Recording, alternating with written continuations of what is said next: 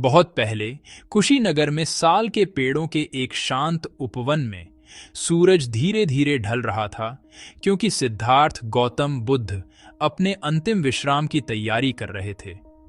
जीवन भर सिखाते सिखाते उनका शरीर थक गया था, लेकिन उनकी आत्मा शांत थी।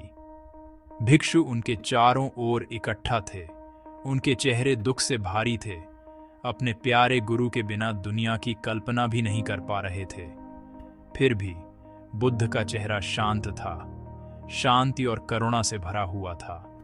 उन्होंने अपने अनुयायियों को असीम प्रेम से देखा, यह जानते हुए कि उनके दिल टूट रहे थे।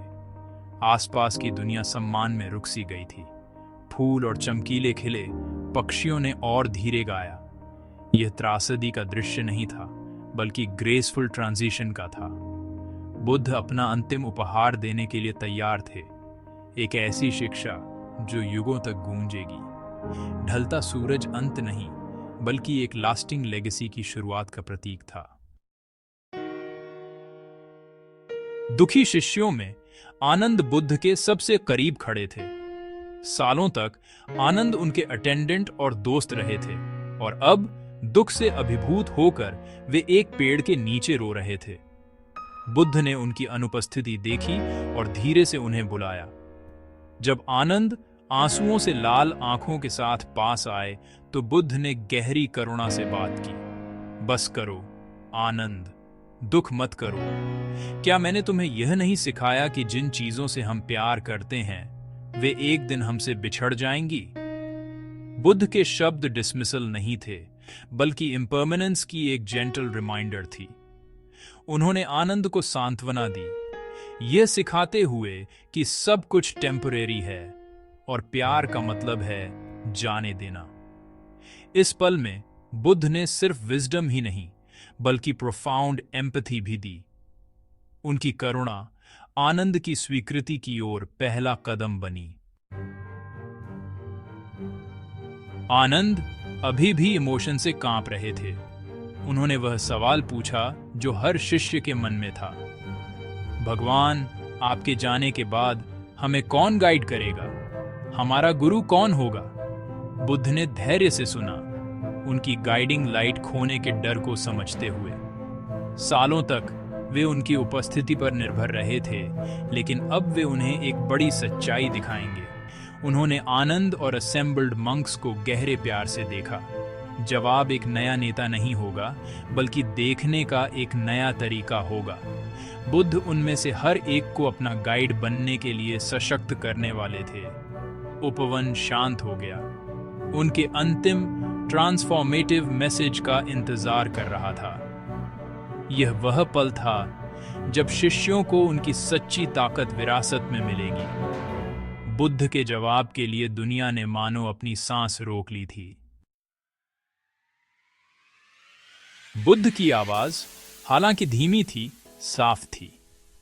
आनंद, खुद के लिए एक दीपक बनो, अपनी खुद की शरण बनो, सत्य को अपने गाइड के रूप में पकड़ो। उन्होंने उन्हें खुद के बाहर सैल्वेशन खोजने से रोकने का आग्रह किया। अत्त दीपो भव, अपनी खुद की रोशनी बनो। जो विजडम और स्ट्रेंथ वे उनमें खोजते थे, उन्होंने कहा, वह पहले से ही उनमें से हर एक के भीतर रहती थी। जैसे एक माता पिता बच्चे की साइकिल छोड़ देते हैं, बुद्ध उन्हें अपना संतुलन खोजने के लिए स्वतंत्र कर रहे थे। ब्लाइंडली फॉलो मत करो, उन्होंने सिखाया। सवाल करो, इन्वेस्टिगेट करो और अपने अनुभव के माध्यम से सच्चाई खोजो। अल्टीमेट गाइड आपकी अपनी अवेयरनेस की रोशनी है। यह अबैंडनमेंट नहीं था, बल्कि लिबरेशन था। बुद्ध का अंतिम उपहार फ्रीडम और रिस्पॉन्सिबिलिटी था।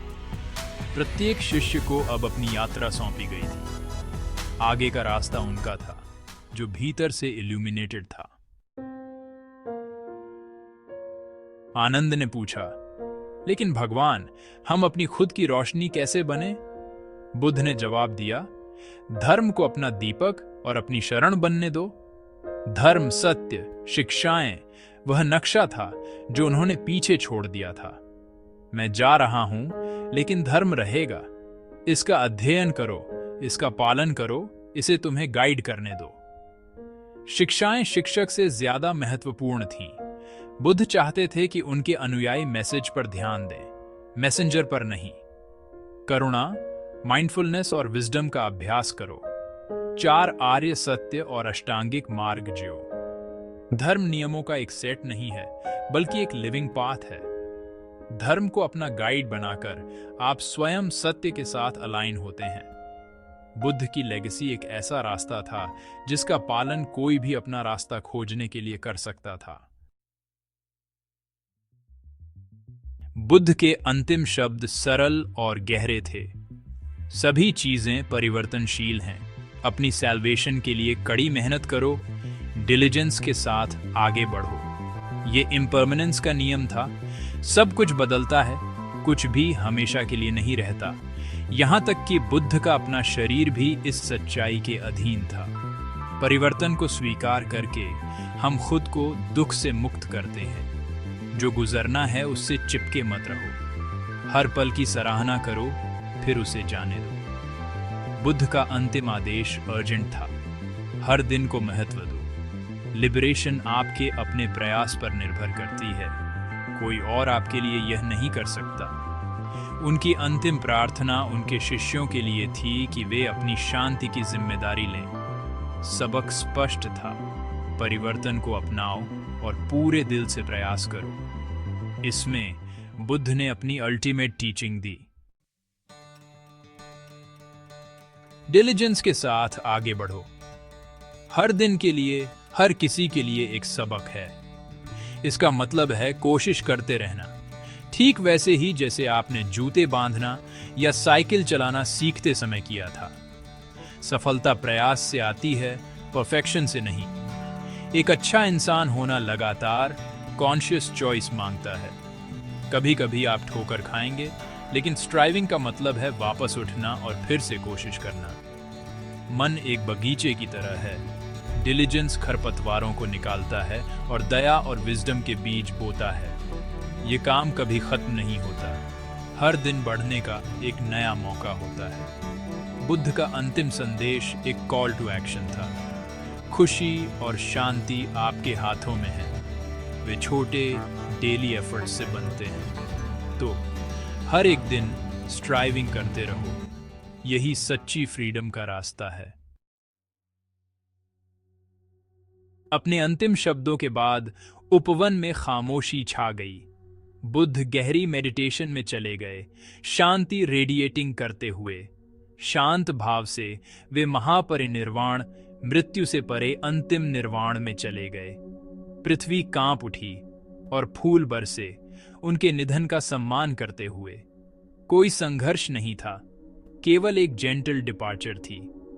भिक्षु औव में बैठे थे, पल की मैग्नीट्यूड को अब्जॉर्ब करते हुए। बुद्ध की रोशनी चली गई थी, लेकिन उनकी शिक्षाएं बनी रहीं। उनका निधन अंत नहीं, बल्कि एक शुरुआत थी। अब प्रत्येक शिष्य विजडम की लॉ को दुनिया में ले गया।